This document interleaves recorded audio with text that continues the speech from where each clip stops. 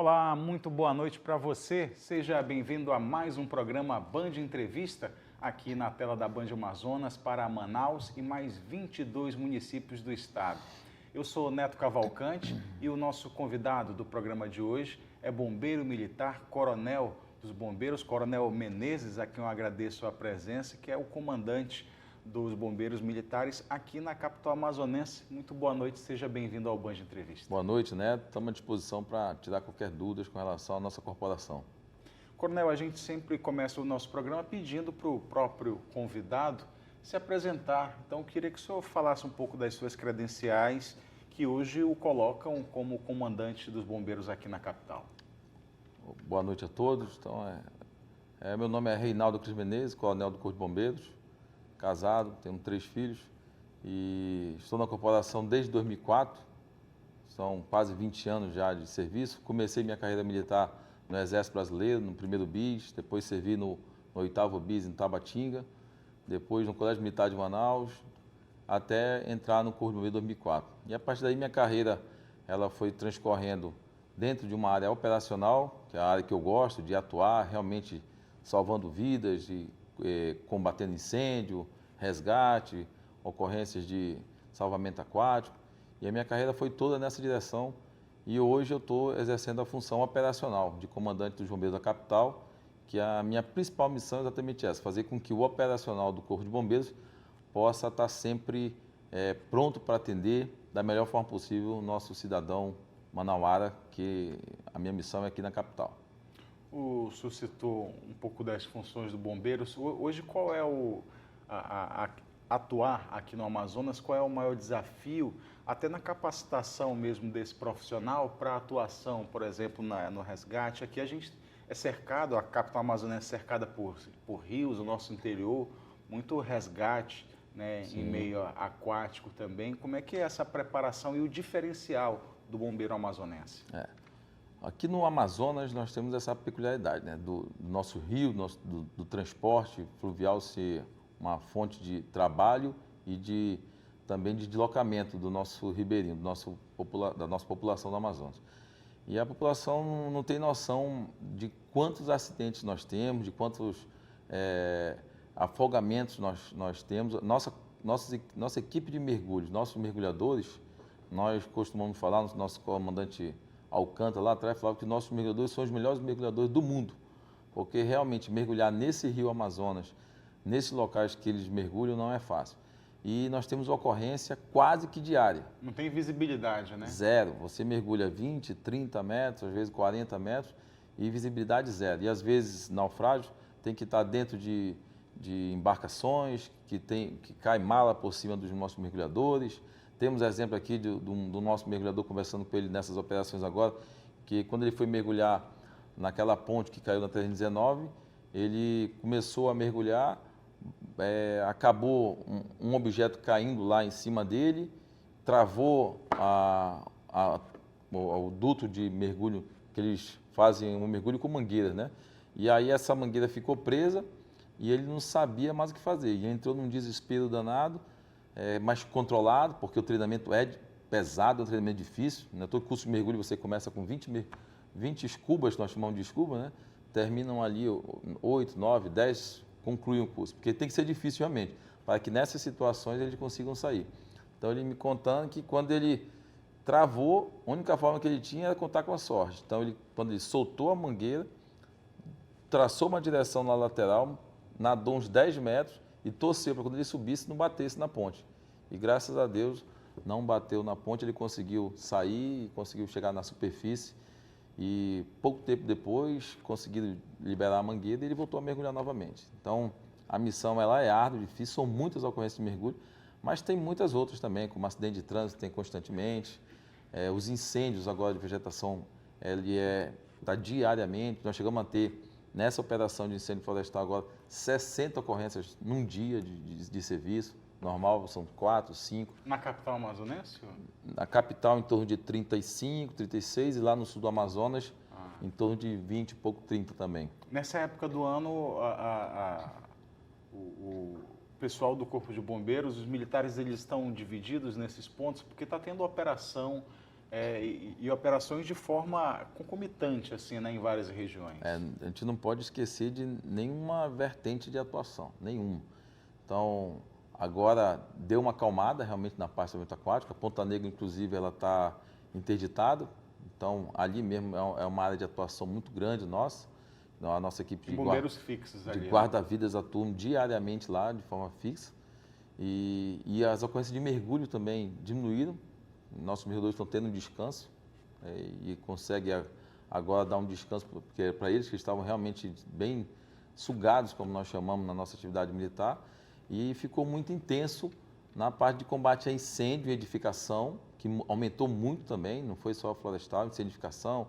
Nós tivemos aqui algumas empresas, algumas indústrias queimando, residências, infelizmente incêndio em residências com morte, nós tivemos agora no mês de outubro, 2 ocorrências dessa com morte, e a nossa atuação não parou em nenhuma direção. Nosso serviço de resgate, nossas ambulâncias estão atuando todos os dias aqui na capital amazonense e no interior, atendendo acidente de trânsito de todas as naturezas.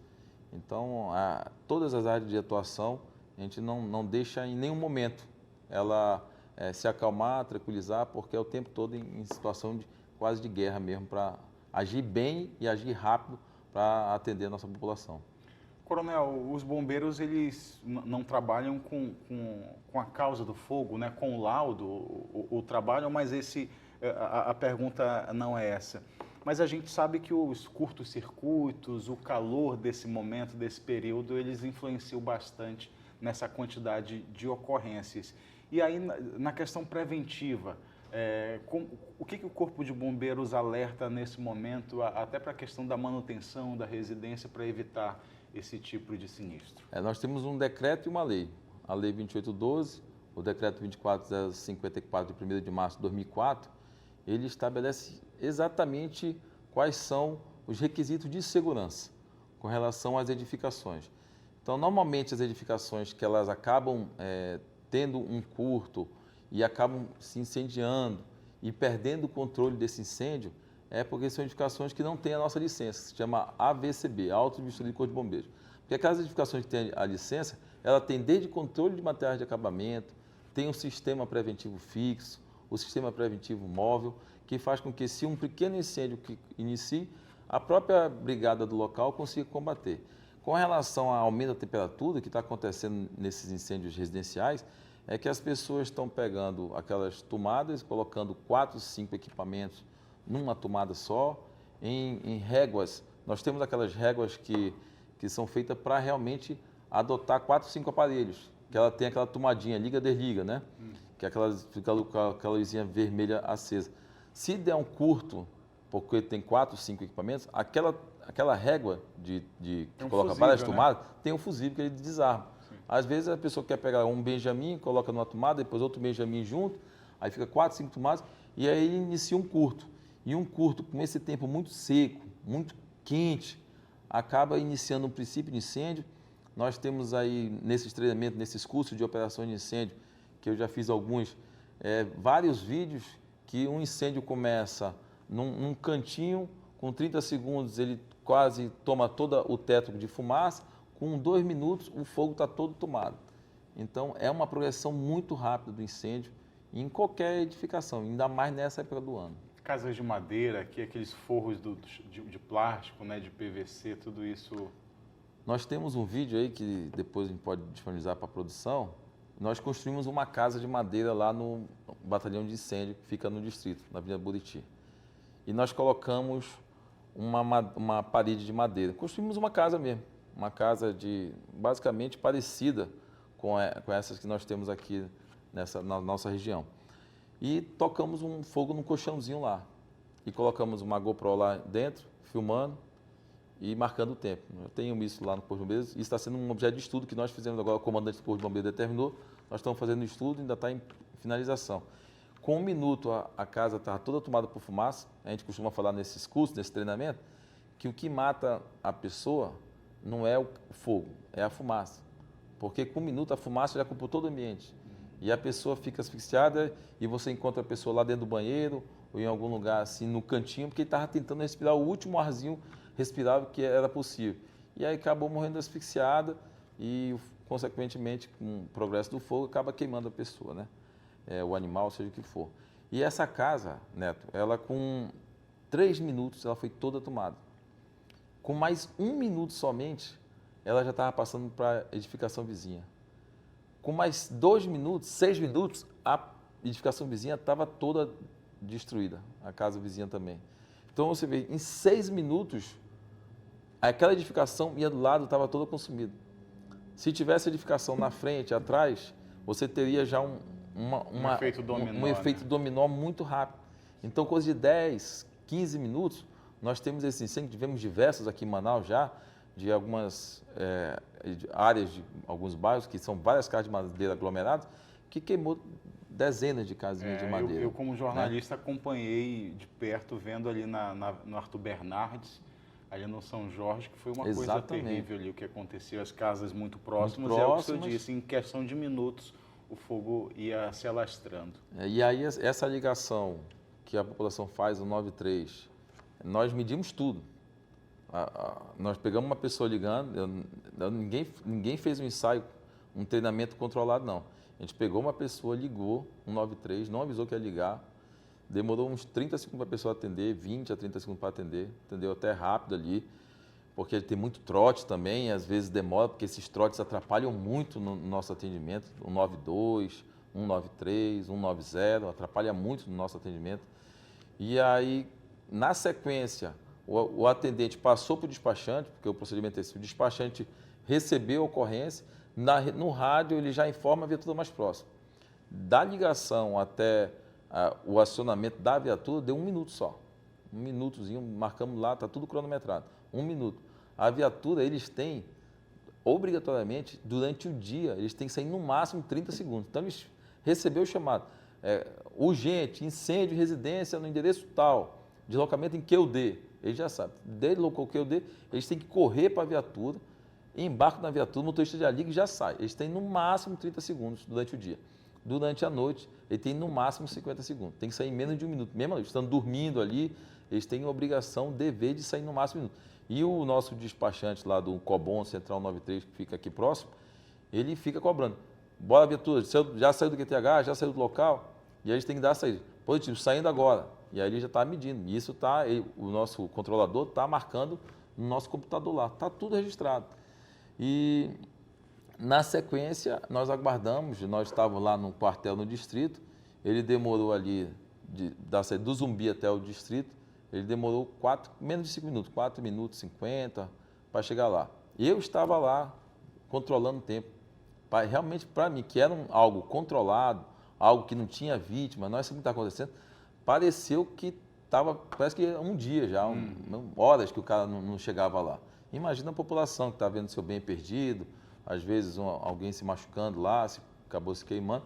Então, realmente, a gente até pede a compreensão da nossa população, que 1 minuto parece que realmente são 10, são 20 minutos. Mas a gente cumpre essa missão, esse rito nosso de sair rápido, de tentar chegar rápido, e às vezes o trânsito atrapalha um pouco, mas os nossos militares, nossos militares são dedicados, são pessoas comprometidas com a missão, que eles têm essa missão, esse sentimento de ajudar e esse dever de estar ali o mais rápido possível, de chegar lá e cumprir essa missão. E às vezes, em função disso, nós não somos nem bem recebidos, ou baia, às vezes é pedra, xingamentos, mas nós entendemos o que a população está passando e a gente sempre conta com o apoio da Polícia Militar para nos dar esse apoio também.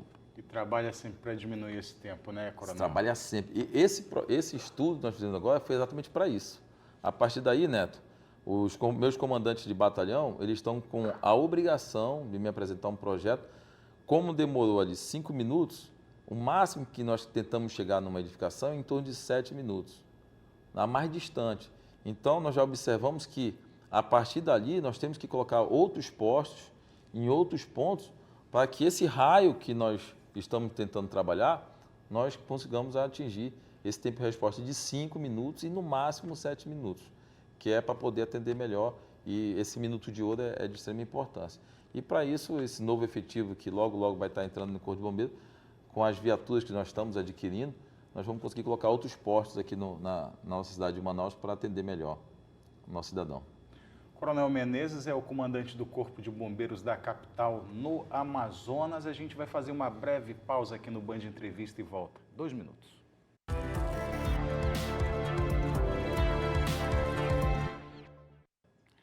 De volta com o Band Entrevista aqui na tela da Band Amazonas, recebendo o Coronel Menezes, comandante do Corpo de Bombeiros do Amazonas na capital amazonense. A gente falou sobre incêndio residencial, terminou o primeiro bloco falando disso. Eu quero já emendar ainda nesse assunto uma pergunta sobre um incêndio em vegetação, um incêndio florestal. A gente teve recente um incêndio ali na região do Dom Pedro que teria sido causado por raio. Mas o lixo, aquela bituca de cigarro, isso também é ignição para esses incêndios? Nós temos alertado a população que tocar fogo em qualquer, mesmo que você ache que está controlado, atear fogo é crime, porque a vegetação está muito seca. Então, qualquer bitucazinha de cigarro, qualquer fósforo que você vai acender brincando de tocar Queimar fogo. o lixo no Queimar quintal. lixo. O que está acontecendo, Neto, nesses incêndios é que, de forma até diferente do normal, está ventando muito. E aí toca-se fogo, aquela fuligem quente, aquela labaridazinha de fogo, o vento bate, leva, e às vezes você está combatendo incêndio, tocando fogo aqui, o vento bateu, levou uma fuligenzinha numa distância maior e começou a pegar fogo lá a uns 5, 10 metros, e aí você perdeu o controle. Então, é por isso que esse material hoje, essa vegetação, ela é combustível, ela está meio amarelada, não é à toa não, ela está seca. E qualquer acionamento, qualquer faísca está causando incêndios de grandes proporções, como nós tivemos aqui, incêndios em que as pessoas ficaram desesperadas. Mas era vegetação, era lixo, mas era fogo muito forte, muito alto. E aquelas casas próximas ficavam desesperadas com razão. E nós locamos nesses grandes incêndios que tivemos aqui em Manaus, falando de Manaus específico, locamos 3 viaturas para lá. São 3 viaturas e numa estratégia muito boa do comandante-geral, observando que estava ficando muito quente, muito seco e os incêndios estavam aumentando, nós contratamos 5 caminhões-pipa, aqueles caminhões de 20 mil litros de água, o comandante-geral contratou, e esses 5 caminhões estão operando. E a ação desses caminhões foi primordial no nosso sucesso aqui na capital. E o nosso combatente, com algumas outras viaturas, né, nessa região de Manaquiri, Altaz, Careiro, Cacau Pereira, Iranduba, também foi primordial para o sucesso e desse combate, nesses mais de 2.500 focos de incêndio que nós registramos nesse período agora, de julho até o dia de hoje. Existe uma suspeita, eu não sei se de repente os bombeiros foram a fundo para saber o resultado disso, de que poderia ter um andarilho, alguém tocando fogo realmente em áreas de mata aqui em Manaus. E daí eu pergunto, no interior do estado, é a mão do homem, é o dono de alguma propriedade que precisa queimar alguma área e isso se alastra? Porque eu acredito que seja também de interesse do Corpo de Bombeiros, né? Imagina, o militar sair de casa para ir atuar nessas frentes de fogo longe de casa, ficar longe de casa. Tem uma causa, né? Tem uma causa e nós entendemos que é ação humana. Por isso que o governo do estado, junto com o Coronel Vinícius da Secretaria de Segurança, montou uma mega operação naquela área de Altaz, do Careiro Castanho, Manaquiri, com Polícia Ambiental, IPAAN, SEMAS e vários outros órgãos, para fiscalizar e autuar essas pessoas. Porque é ação humana. As pessoas querem limpar seu terreno, aproveitar essa época do ano, que é fácil queimar, você taca fogo, consegue limpar um terreno rapidamente, deixar um terreno limpo, próprio para o plantio e deixar em condições. Só que o problema é que tem se alastrado muito e se perdeu muito controle. Eu fiz voos de helicóptero e de avião eu estou comandando essa operação Céu Limpo, que ainda não acabou, nós ainda estamos em uma operação, apesar de ter diminuído muito os focos de incêndio. Eu fiz vários voos e encontrei áreas totalmente destruídas pelo fogo. Porque a gente observa que são fazendas ou regiões e que tem uma casinha e uma área totalmente queimada. E extravasou o terreno daquele cara. Queimou uma área que está limpa já, desmatada, mas só que queimou muito ainda. São árvores centenárias, com certeza, que estão com a copa toda acinzentada de queimado. Então, o cara perdeu o controle e acabou queimando nossa Amazônia, nossa floresta ali, de forma irresponsável, realmente. Eu posso até chamar dessa forma. Como é que está o trabalho desses homens, assim, a rotina até de troca de turno, porque eles saem, né, das suas casas, vão para outros municípios para atuar nessas frentes? O que aconteceu foi que nessa época do ano nós pegamos todo o efetivo do bombeiro e nós primeiro dividimos em 6 equipes. Aí essas 6 equipes, cada dia era uma equipe. Ela ia para o terreno, combatia até a hora que desse, às vezes a gente voltava ao terreno meia-noite, 1 hora da manhã, combatendo incêndios, e voltava, e no outro dia já era outra equipe. Ficava quase 24 horas, porque já voltavam meia-noite, 1 hora da manhã, a pessoa totalmente desgastada, destruída. E aí a outra equipe, aí ele tinha uma folga, um dia de descanso, e no outro dia tinha que estar na nossa administração, porque o bombeiro tem que rodar. Nós temos que continuar comprando equipamentos, fazer a administração rodar, tem folha de pagamento, a vida segue, né? E chegou um momento em que a gente colocou 2 equipes, então a gente chama de Alfa, Bravo, Charlie, Delta, Eco e Foxtrot. Aí ia a Alfa, depois ia a Bravo, depois a gente botou a Alfa e a Bravo juntos, depois a Alfa, a Bravo e a Charlie juntos, e ficou 3 equipes. Então a pessoa trabalhava um dia, folgava o outro e já ia para o outro novamente. Então só tinha um dia de descanso. Chegou um momento, nessa época que estava tendo 30, 40 ocorrências aqui nessa região metropolitana, que trabalhava um dia sim, um dia não, e tivemos que parar até o expediente. Então ficamos sem trabalho no expediente lá do Corpo de Bombeiros, porque era tanto incêndio, tanta ocorrência, que nós tivemos que empregar toda a nossa tropa e colocar essa tropa toda e deixando pelo menos um dia de descanso. E foi realmente uma época que a nossa tropa deu o máximo que pôde e esses guerreiros ali fizeram realmente cumprir a sua missão de bombeiro combatente. Comandante, a gente está vendo nas ruas a atuação de viaturas, de ambulâncias, o bombeiro atuando em resgate também? Isso. Em 2004, 2005, ali, o SAMU ele começou a atuar, acho que foi nessa época, eu acredito, posso estar errado, 1 ou 2 anos, e aí o Corpo de Bombeiros foi deixando de lado um pouquinho o serviço de resgate, até chegar quase a 0. Ficamos com uma ambulância só para missões ali, segurança da nossa tropa. E agora, nesse ano, no ano passado especificamente, e esse ano nós fortalecemos, o comandante-geral atual, nós compramos 5 ambulâncias novas, vão chegar novas ambulâncias, mas aqui na cidade de Manaus nós já temos 5 novas ambulâncias.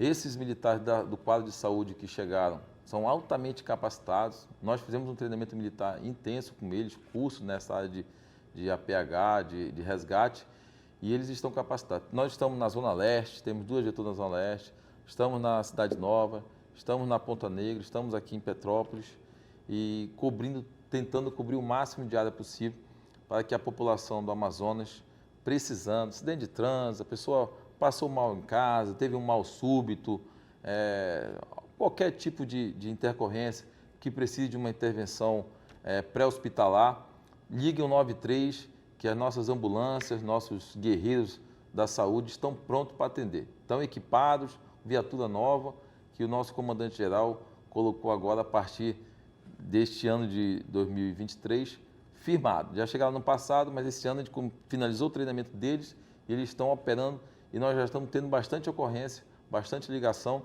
mas estamos à disposição da população. Se é ligar o 93, nós estamos à disposição. O senhor falou em profissionais da saúde, o bombeiro aderiu à gestão também da Policlínica Gilberto Mestrinho, no centro de Manaus. Foram quase 400 militares do quadro da saúde que ingressaram no CBMAN, e na época da pandemia, eles foram verdadeiros guerreiros, assumiram o Hospital do Anilton Lins, Getúlio Vargas, salvaram muitas vidas esses militares, e quando terminou, a pandemia acalmou, o governador conseguiu, junto com o secretário de saúde, com o comandante-geral, fizemos um termo de cooperação técnica e nós assumimos a PGGM, que é o nosso Policlínica Governador Gilberto Mestrinho, lá no centro, na Getúlio Vargas. E a gestão lá é de uma tenente do Corpo de Bombeiros, a tenente Larissa, as gerências são dos nossos tenentes que estão lá, tenente Clodoaldo, Noemi, entre outros, e Luênio, na verdade. E esses guerreiros estão lá atuando, trabalhando, atendendo diversas especialidades e tentando melhorar. Eu acredito que A PGGM hoje ela é referência, atendendo da melhor forma possível a nossa população do Amazonas, que ele atende o pessoal do interior, que vem do interior para cá, e a gente busca esse serviço de excelência. E acredito que nós estamos alcançando com os nossos militares na gestão da PGGM. Coronel Menezes é o comandante do Corpo de Bombeiros Militar do Amazonas, na capital amazonense.